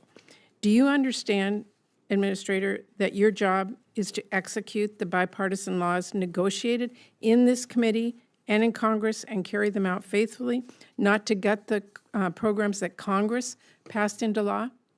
Of course, we will fulfill all statutory obligations, and I would encourage you to read the announcement that we put out the morning of the president's 100th day that has 100 environmental wins from the first 100 days of the Trump presidency. I don't know if you've had an opportunity to read it yet, but based Well, off I of the have way- had an opportunity to see your budget.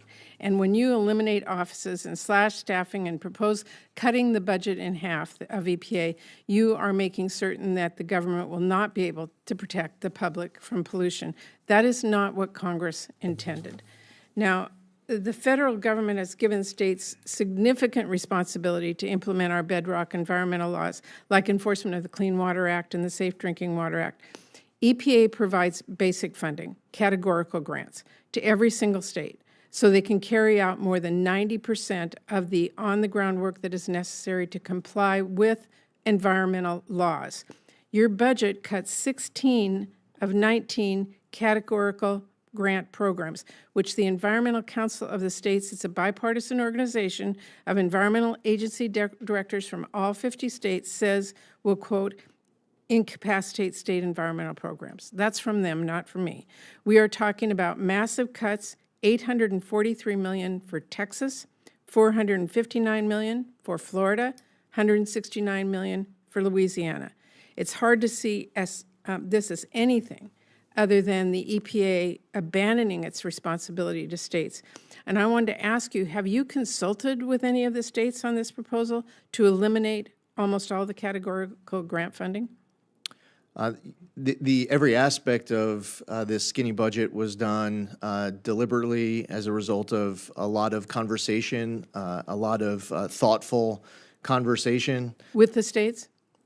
States are absolutely included as it relates to conversations that take place about our priorities. Well, I will say my state and many of the states said this would be devastating, and states cannot shoulder this burden, and I look forward to working with this committee to, as we've done before, in a bipartisan way, make sure that we fund these programs. Finally, your agency has been cutting billions of dollars in grants indiscriminately, irrationally across the country, including in my home state of Washington. And I want to give you an example. Wildfire and extreme heat waves, they are major threats to public health for a lot of the country. A few weeks ago, the EPA terminated a grant that would have made sure community centers in Spokane had the infrastructure needed to serve as a refuge during extreme weather and wildfire emergencies. There was no explanation for that cancellation. That is a community that saw 19 people die and over 300 people hospitalized during a heat wave a few short years ago, where wildfires are a constant threat. So let me ask you, is it woke to protect people from wildfires and heat stroke? I don't know if you're going to get anyone in America to answer yes to the way you put that question out there. Well, is it inefficient? Is it wasteful? Why was this grant eliminated?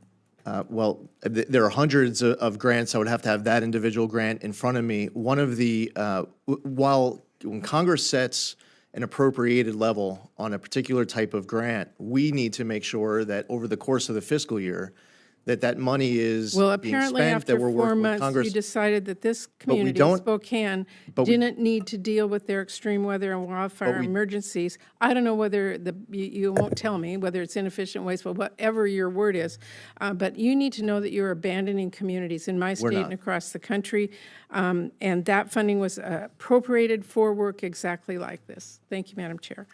Senator Markey. Yep. Thank you, Madam Chair. Congressman Zeldin, in 2016, in a congressional debate, you said, quote, "There are many different ways that we can be better stewards of our environment. The key is to reduce our reliance on fossil fuels, to become more environmentally friendly, and to pursue clean and green energy." Do you still believe, Mr. Zeldin, that it's our job to reduce our reliance on fossil fuels? Ideally, Senator, To the extent that, first off, I support all of the above energy. No, I didn't ask you that. I said, do you believe it's imperative that we, using your words, reduce our reliance on fossil fuels? Do you still believe that? In considering all factors, in an ideal world, we would be able to pursue always the cleanest, greenest energy sources possible. Well, I'm not hearing you say that you agree with Lee Zeldin in 2016. So that means that we're in a completely different context than for your nomination hearing. Do you see the fires in LA right now? Did you see the storms ripple through Georgia and through North Carolina? The threat of climate change hasn't gone away since you said that in 2016. And I'm just worried now your change of tone is politics and not the science, which you apparently did believe at that time. Let me ask you the next question. Do you also accept that under the Supreme Court's ruling in 2007 in Massachusetts versus EPA, and in 3 subsequent cases, that the EPA is obligated to regulate greenhouse gases as air pollutants from motor vehicles, power plants, and other industrial sources as, quote, the Supreme Court said in their decision, may reasonably be anticipated to endanger public health or welfare? Do you accept that as a mandate, Mr. Zeldin? Authorized. Yes, Senator. You do? Authorized to, Senator. Authorized to. You don't actually then accept the requirement that you have to deal with the endangerment that fossil fuels actually poses to LA or North Carolina or Florida or the Gulf Coast almost on a yearly basis. You don't accept that. Senator, I just want to be accurate. And in citing Massachusetts versus EPA, the decision does not require the EPA. It authorizes the you're EPA. obligated. You're obligated to regulate. If you find there's an endangerment, you're obligated. Do you feel that it's an obligation? Yeah, but it doesn't say that you are obligated to, and that's it. There are steps that the EPA would have to take in order for an obligation to be created. I'm just going off the actual text. Right. Of Well, the Supreme again, Court legislation. Do you think we're in danger in LA? Do you think the people in North Carolina and the Gulf Coast were in danger? Are they in danger? Absolutely. For people who are having their homes burned down. Then you have an obligation to deal with that and to do something. Senator, I'm not hearing your job at you see your job at the EPA as doing something about it. You know, we're watching firefighters run towards the flames in Los Angeles, and the EPA is responsible to keep the fiery embers of climate change under control. Power plants, cars, industry. Are you going to fight those dangers, Mr. Zeldin? Are you going, as you said in 2016, or are you going to fan the flames of destruction on the demand of the fossil fuel industry, which you now refuse to actually hold responsible for the rapidly warming country that we're living in? Senator, there's a few things there. First off, as far as the Supreme Court case goes, it was not a decision of the Supreme Court that if there was a fire in 2025 in California, that if that fire creates a danger to people who are having their homes burned down, that the EPA is then that triggers the EPA to regulate carbon dioxide. There's just more to that. I'm just trying to be accurate. It's pretty simple.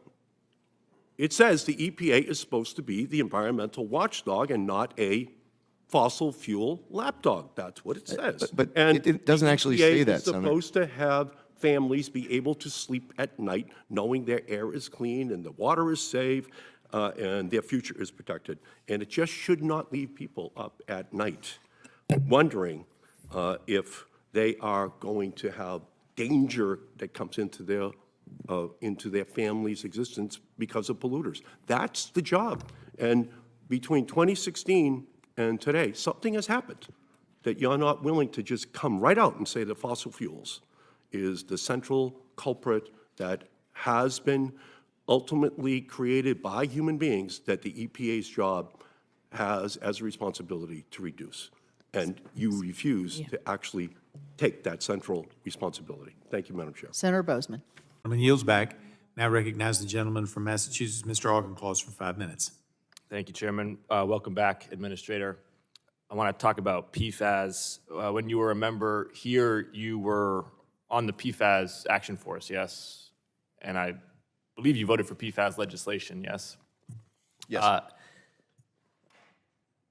My inclination is to think that's because you represented New York, and like Massachusetts, which I represent, both states have a pretty significant PFAS challenge, contaminated soil, contaminated water. You have a contaminated DOD site in Calverton, right? In your former district, which I know you advocated for and advocated to reduce PFAS levels there. So I was hopeful and remain hopeful that you can be a partner on PFAS remediation as administrator. Last week, you announced that the EPA would rescind the drinking water standard for 4 PFAS chemicals and extend the compliance deadline for PFOA and PFOS by an additional 2 years, giving water systems 7 years to comply. I know you had indicated in previous testimony that for those 2, that for PFOA and PFOS, you may actually consider lowering it from 4 to 2 parts per trillion, yes? For PFOA and PFOS, we're maintaining the 4 parts per trillion MCL. So you won't consider lowering it to 2? With regards to the other 4, we're going to be going through a rulemaking where at the end of that process, that number will be determined. It could be, Right, could be but 4, it could be 2, it could be something else. Not the other 4. I'm talking about the 2, PFOA and PFOS. I'm just asking because you had said in previous testimony you could potentially bring it down to 2, but it sounds like you're going to keep it at 4. Okay, extending the timeline to 7 years. So now let's talk about the other 4 PFAS chemicals: PFHXS, PFNA, HFPODA, and then the hazard index mixture. So the EPA has its own science, as well as up-to-date peer-reviewed science that says that these 4 PFAS have been linked to serious human health harms, even at very low levels. Why, instead of just retaining the MCLs for those 4 PFAS in accordance with the no backsliding provision, why would you just rescind it? One of the things that I understand as administrator of EPA is that every single decision that I will ever make, I'll probably get sued for, whether I say yes or no on anything. I have inherited some litigation as well, including litigation on that rule that was finalized before I got there. There was a procedural error in the way in which they moved through the process on those 4. I inherited that procedural error, and I'm going to fix it. All right, so just reclaiming my time then. So you're not contesting that there is good science that those 4 PFAS that you rescinded the rule for have been linked to serious human health harms. What you are asserting is that there are a procedural error under the APA? Yes. Under the APA, that means that you have to rescind, but you are committing that you are going to reissue a rule for those 4 PFAS. We are going to go through the rulemaking process on those 4. I see. Okay. Moving towards the budgeting aspect of this, the skinny budget proposal has a 90% reduction for the Drinking Water State Revolving Fund. Is that accurate? Yes. How is New York and the 1.3 million New Yorkers who have PFAS in their water above the MCLs by the former rule, how are they going to get water treatment plants with a 90% cut? That's the primary funding mechanism for water infrastructure. So great news. And it's something that members of Congress who care about this issue would be very happy to hear. I would say the right word would be inundated of how much outreach I've received over the course of the last few months from companies that have acquired new technology that they're very proud of in ways to far, far more efficiently than ever before be able to remove PFAS. Can you name those new water technologies? Because I've been doing this research as well, and all of it costs money. So you're talking about like carbon filters, you're talking about electrochemical. The names of the companies, and I'm happy to share with this committee the names of whoever has reached out to. Just give me a broad sense, just like the technology broadly. Like, give me an example of a technology that's going to be cheaper, faster, better, that's not going to require money to update the water treatment facilities. It's going to cause it would require a small fraction, but we are in the process. I'm not going to start Can you name a endorsing. technology, though?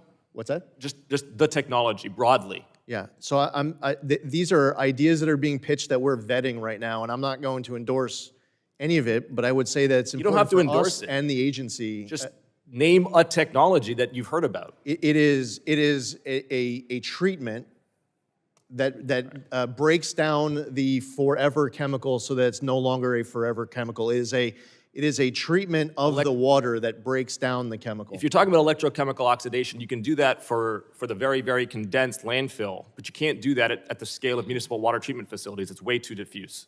If that's what you're talking about, that is not the answer, which is why I'm asking about other technologies which you don't seem to be able to name. I'm going to yield back my time. Thank you. Senator Whitehouse. Thanks very much. Administrator Zeldin, on April 23rd, Daniel Coogan, for the EPA, filed a sworn statement in court that said, and I quote here, EPA leadership conducted an individualized grant-by-grant review to determine which grants should continue.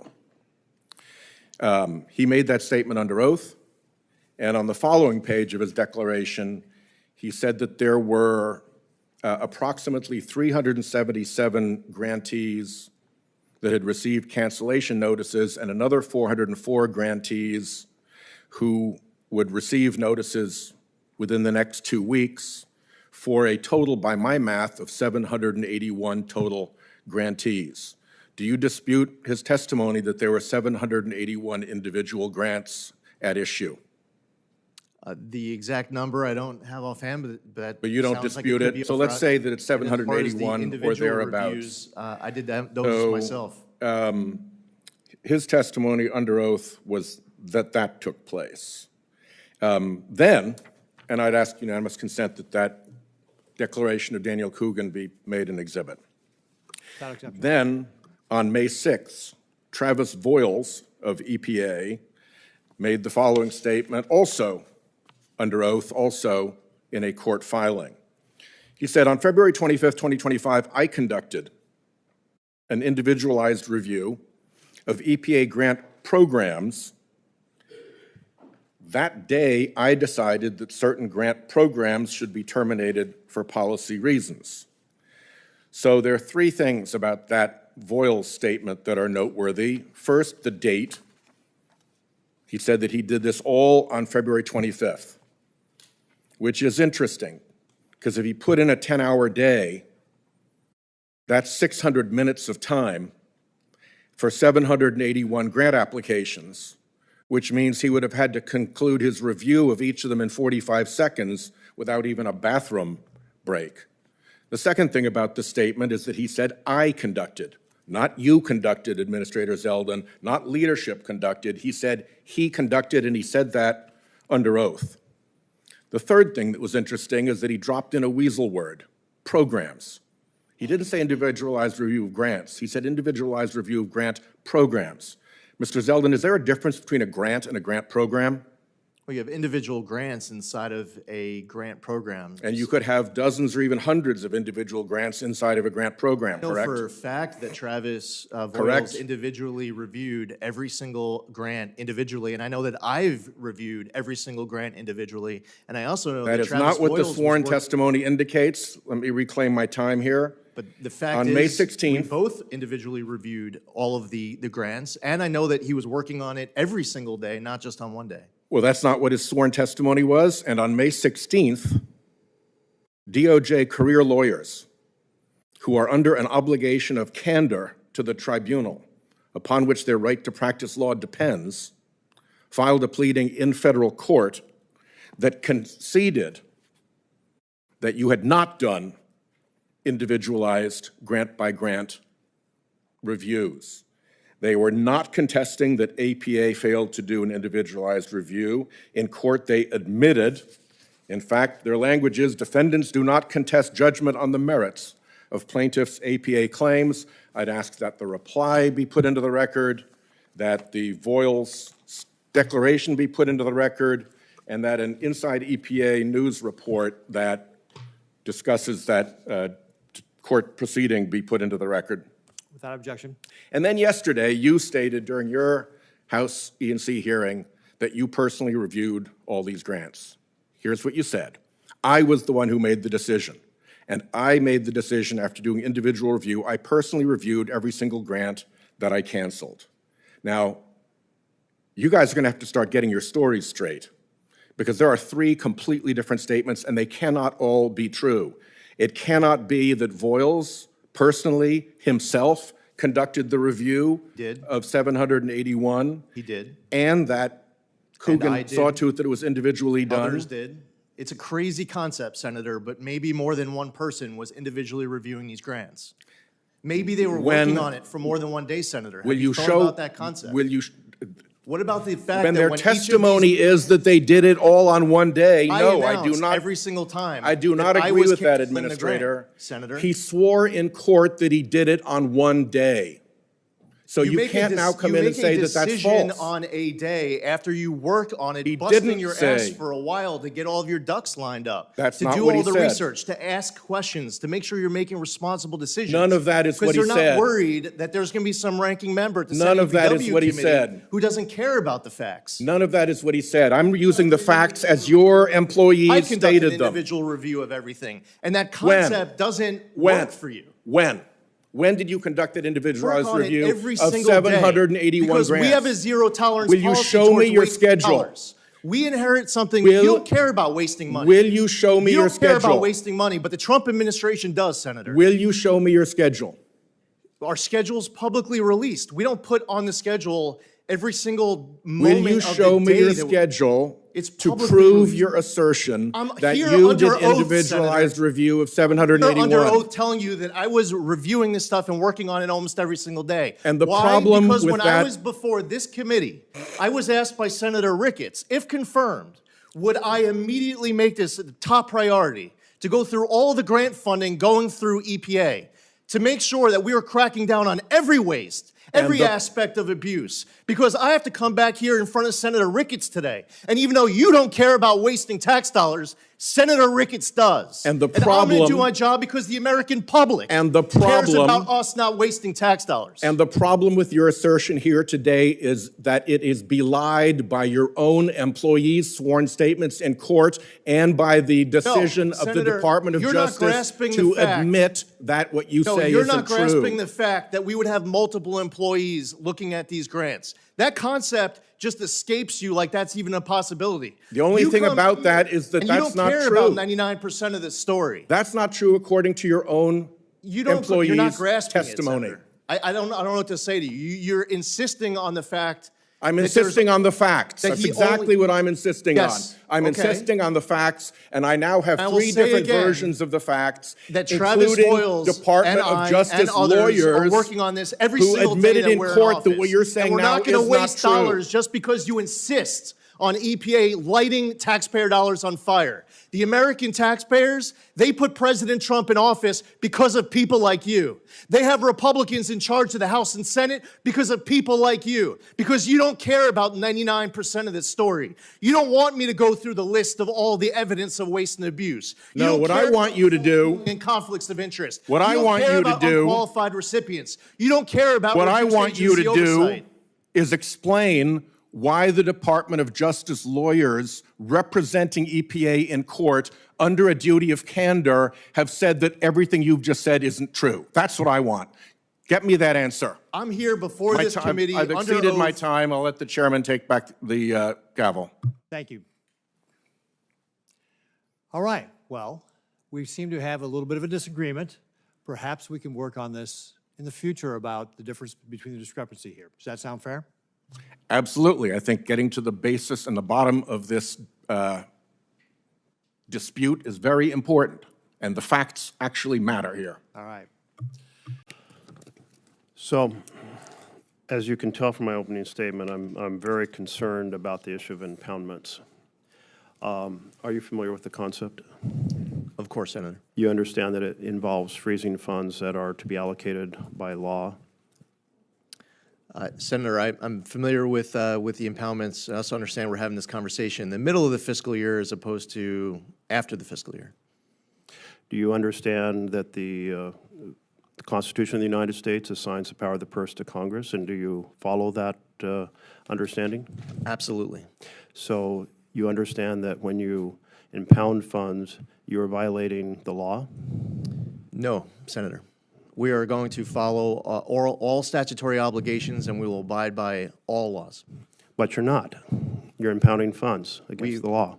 We absolutely disagree with you very strongly. And the courts have also found it's not just against the law, it's unconstitutional.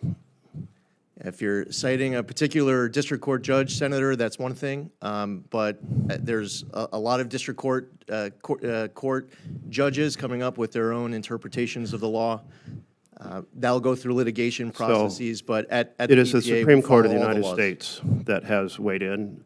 And do you consider the Supreme Court not to be a legitimate source of decision-making? Of course, the Supreme Court is the highest court in the land. Then why are you not following the Supreme Court's understanding of the Constitution and the law? We are following all laws and the Constitution, sir. Then why have you frozen $1.7 billion in EJ grants illegally and unconstitutionally? They are neither illegal or unconstitutionally frozen, Senator. Are they legally frozen? Yes, Senator. Under what authority of the law? Senator, Congress appropriates funding, and then say if the Biden administration is in place last year and they're at the beginning of the fiscal year, they might apply their own administration's policy priorities. So they might decide to send money to, say, the state of Alaska, and they might include aspects of fighting for equity or education instead of remediation. But it wasn't the Biden administration that passed this law, it was Congress. And so this is in the law as written and as signed by his president, and yet you're defying it. Senator, it would be important that the premise of your question, I mean, we're going to have to just disagree as strongly as possible. You've also frozen whether the or not greenhouse anything was gas done reduction funds, again, illegally and unconstitutionally. Are you going Neither to follow the illegally or Constitution? unconstitutionally, Senator. Well, we now have several court decisions that have said you have acted, and you referred to district court decisions, but you don't agree with those district courts? Senator, if you're referring to a district court decision that was then stayed by the D.C. Circuit, then I would also encourage you to look at the appeals process, which is important. And as you referenced earlier in a prior question, how important it is to look at the Supreme Court. Well, then that message that you would be making to the D.C. District Court judge is that the D.C. District Court judge didn't even have jurisdiction over that case and it belonged inside the Court of Federal Claims. I agree with you how important it is to consider the decisions of the Supreme Court. So there is one district court decision you abided by, and that was related to the clean school buses. If other district courts say that this is an illegal impoundment, an unconstitutional impoundment, will you follow the findings of those district courts, or will you simply appeal it upwards? We will abide by all laws and the United States Constitution at all times. Well, again, the administration has responded to some district court decisions by saying we will simply appeal it. We'll seek a stay in an appeal. Will you follow, when a district court says you've illegally impounded funds, will you follow that district court decision? Well, as you pointed out, Senator, the Supreme Court is the highest court in the land. So if a district court judge makes a decision, we are not going to assume that the United States Supreme Court is going to agree with that district court. Even though the Supreme Court has repeatedly ruled that impoundments are unconstitutional. So your decision is to simply appeal to the Supreme Court seeking a different decision this time around? Well, I know that we're talking about hypotheticals of district court decisions to come, but as far as the district court decisions It's actually that not have been made, hypothetical because we already have a series of district court as far decisions as- saying that this is illegal and and unconstitutional. as far as the district court decisions that have been made, it's important to note, as I stated a minute ago, the district court judge decision that you're referencing in the D.C. Circuit was instantly stayed by the D.C. Circuit. Do you understand that impounding funds essentially makes the appropriation power of Congress very difficult? We have to reach decisions about funding that is important to Alaska, to Oregon, but also to every region of the country. And if then we strike this law, we strike these decisions to help address environmental issues in every part of the country, and then the executive comes along and says, we want the power of the purse, we're going to treat these laws as suggestions, we're going to freeze these funds for programs we don't like, or regions we don't like, or congressional districts we don't like, that completely undermines the dialogue and the ability of here in Congress to produce bipartisan bills? Senator, I don't know if on either side of the dais I've ever heard in one round of question more premise of questions that I possibly disagree with. I refuse to waste $1 of tax dollars, period. Since you are violating both the law and the Constitution, will you follow your oath? And if you can't follow your oath, will you resign from your office? Yeah. Senator, listen, you like to preface your questions with declaring everything unconstitutional and illegal. We couldn't possibly disagree more strongly with what you're saying. What I do believe is would be illegal is for me to play along where I'm seeing unqualified recipients getting funding, where I see an entity like a $2 billion recipient, Power Forward Communities, that gets $100 of GGR funds in 2023, and then they get $2 billion in 2024. When I see self-dealing and conflicts of interest, loading up recipients of people who are Biden officials and Obama officials and Democrat donors, when I see wording of financial agent agreements and account control agreements that tie the hands of the EPA behind its back, will I play along with that? No, absolutely not, because this is the good In which case, you should resign because the president is involved in self-dealing at a level we have never seen on these crypto. Senator, if I refuse to waste money, I should resign? Madam Chair, I will just conclude by saying this issue of impoundments is an extraordinary challenge. The Supreme Court has ruled twice. The Constitution is clear. You took an oath to the Constitution, and it's extremely destructive of our legislative process for you to be engaged in this. Let's move to Senator Fisher. The gentleman from California, Mr. Schiff, is recognized. Thank you, Madam Chair. Master Zeldin, you've only been at the EPA for a few months, but in that time, you've done more to dismantle this agency than probably all of your predecessors put together. That may be a source of pride for you, but it is not for the American people. You've unlawfully terminated grants without justification. You've fired and pushed out some of the best scientists who inform EPA's decision-making. You refuse to spend money that Congress has appropriated to the EPA by law. And you've launched a pro-polluter effort to delete dozens of environmental protections. On top of all this, you've launched an effort to overturn California's Clean Air Act waivers that improve the quality of air breathed by 40 million Californians and by millions more in other states who have adopted California's high standards. That effort, for which my colleagues have decided to eliminate the filibuster to achieve, is not exactly what anyone would call cooperative federalism. But it's your budget that's the ultimate proof of your priorities. You propose cutting America's environmental agency by 55%, meaning that in your view, and that of President Trump, more than half of the environmental efforts of the EPA, more than half of the efforts to make sure Americans have clean air and clean water are just a waste. They're just a waste. Meaning that Californians and people all over the country, when they breathe the air, thanks to your good work, it'll mean there's more diesel and more other particulate matter in the air. When they drink a glass of water, they may not be able to see it, but this water that Americans drink is going to have more chemicals like PFAS, forever chemicals in their water. This will be your good work. I want to be very specific about the legacy you're going to leave if you're successful in eliminating half of our efforts to clean our water and our air. Your legacy will be more lung cancer. It'll be more bladder cancer. It'll be more head and neck cancer. It'll be more breast cancer. It'll be more leukemia and pancreatic cancer, more liver cancer, more skin cancer, more kidney cancer, more testicular cancer, more colorectal cancer, more rare cancers of innumerable varieties. That will be your legacy.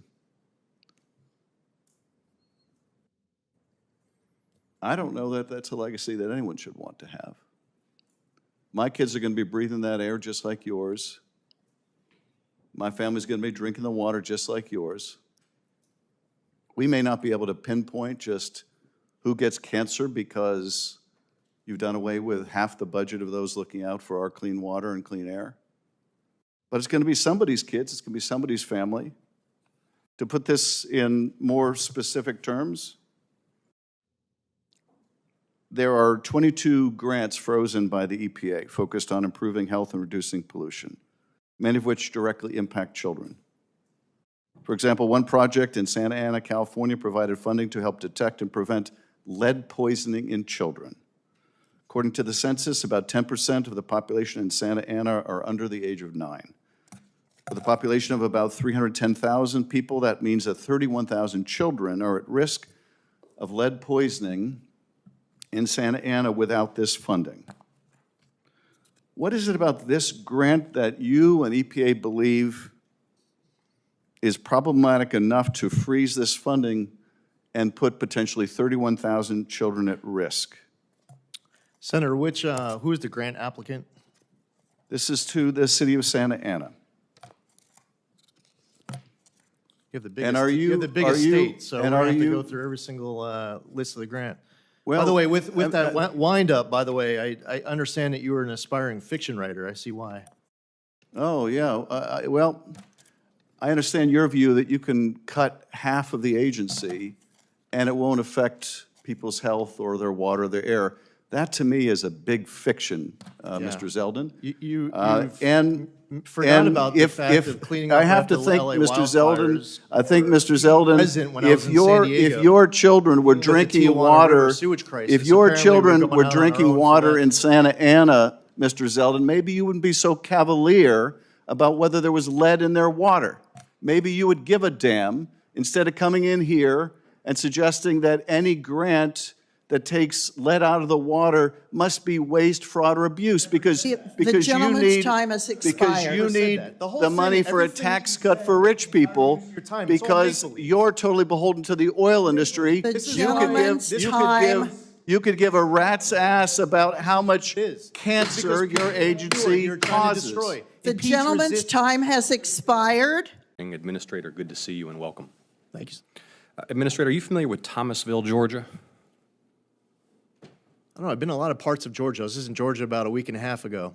Thomasville's in southwest Georgia. It is a great town known for Southern hospitality, great people, Mayor Mobley, Pastor Rich. There's a lot of agricultural activity around there. There's also a history, a legacy of heavy industry that has led to significant air pollution, and there remain significant concerns about air pollution, specifically particulate matter 2.5, and reported high levels of leukemia and pneumonia in and around Thomasville.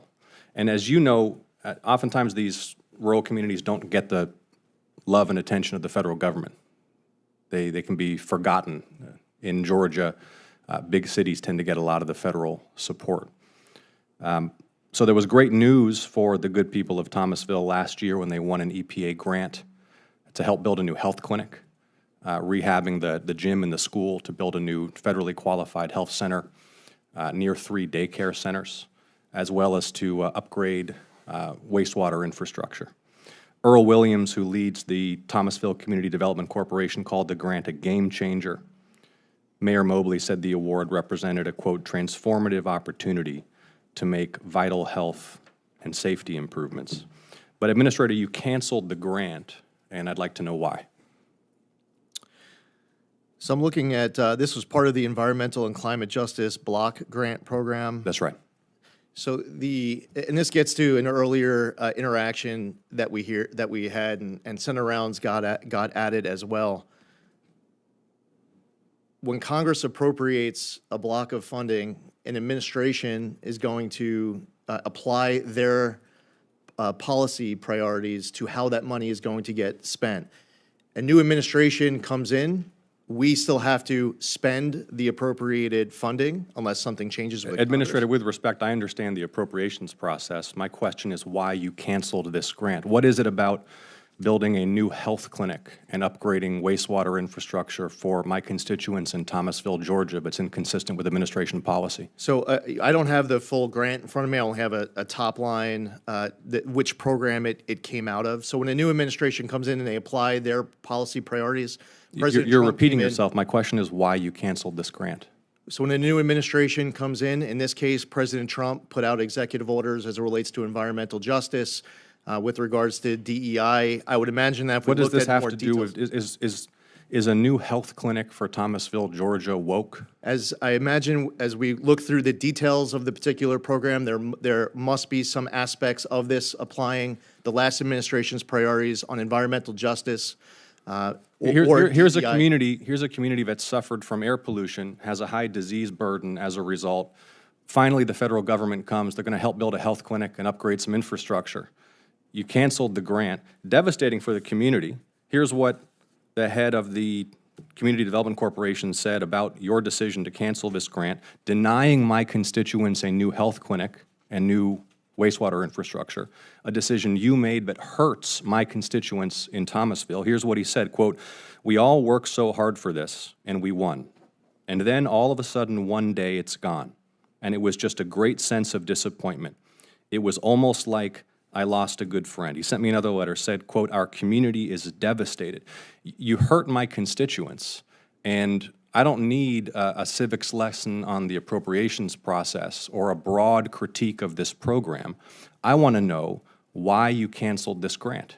Senator, when you go back to them and ask, well, did you find out why the grant got canceled? Well, do you know why? I'm asking you. I'm asking you canceled the grant. I don't need to ask them why the grant got canceled because it was your decision. So tell me why you canceled the grant. You could say I asked the question and then decided to spend the entire 5 minutes cutting him off 8 times in the middle of his first answer, so I was unable to get a full response. Why don't you answer the question specifically and directly? Why did you cancel this grant? Why are you denying my constituents a new health clinic and new wastewater infrastructure? Do you want me to repeat anything that I said in the I want you past? to actually answer the question with specificity and not give a broad critique of this overall program or a lesson on how the appropriations If you were listening to process anything works. that I said, Senator, Okay, I'd you don't have already an answered answer. Say whatever you want, Senator. Thank you, Madam Chair.